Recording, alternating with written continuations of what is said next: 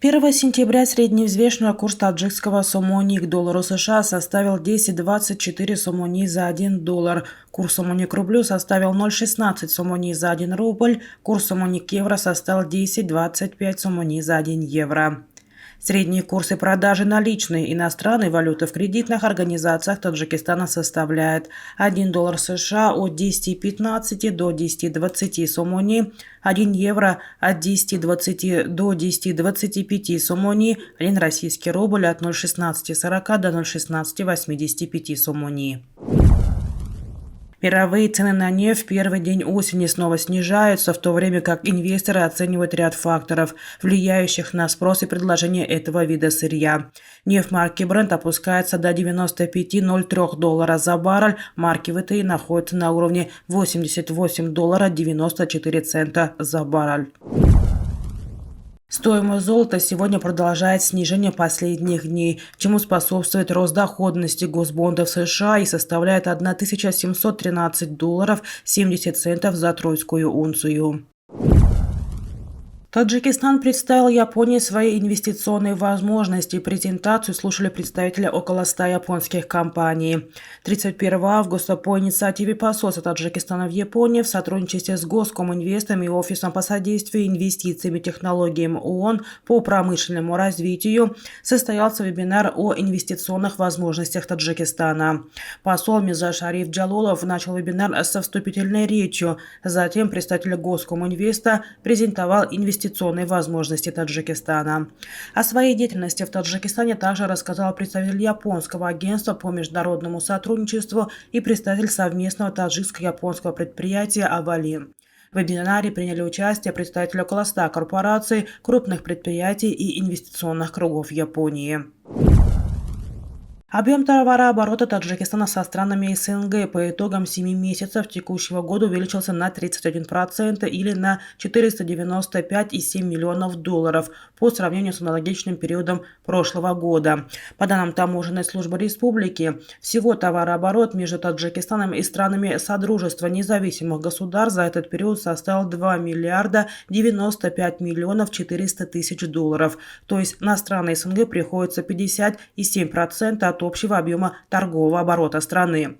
Плюсовой рост торговли наблюдается с 5 странами Содружества, в том числе с Туркменистаном в 4,2 раза, Россией 41,9%, Белоруссией 38%. С Азербайджаном, Арменией, Молдовой, Кыргызстаном и Украиной товарооборот за этот период оказался в минусе. По данным профильных ведомств, основными торговыми партнерами Таджикистана и стран СНГ являются Россия, Казахстан и Узбекистан. Сумма торговли с Россией по итогам 7 месяцев этого года составила свыше 908,2 миллионов долларов, с Казахстаном более 781,6 миллионов долларов и с Узбекистаном свыше 314,8 миллионов долларов. Важно отметить, что торговый баланс со странами СНГ оказался отрицательным, и импорт товаров более чем в 3,3 раза превысил показатели экспорта. Всего в эти страны экспортировано товаров на сумму более 495,4 миллиона долларов, а импортировано более чем на 1,6 миллиарда долларов. Казахстан принял решение о снятии ограничений на вывоз зерна и муки, установление квоты на вывоз крупного и мелкого рогатого скота, сообщается на сайте премьер-министра страны. Соответствующее решение приняла в среду на заседании Казахстанская межведомственная комиссия по вопросам внешней торговой политики и участия в международных экономических организациях. Согласно данным Минсельхоза, представленным на заседании МВК, в Казахстане ожидается хороший урожай зерновых. В этом году планируется собрать более 13 миллионов тонн пшеницы, что превышает прошлогодний урожай на 12%. Для внутреннего потребления требуется порядка 6,5 миллионов тонн.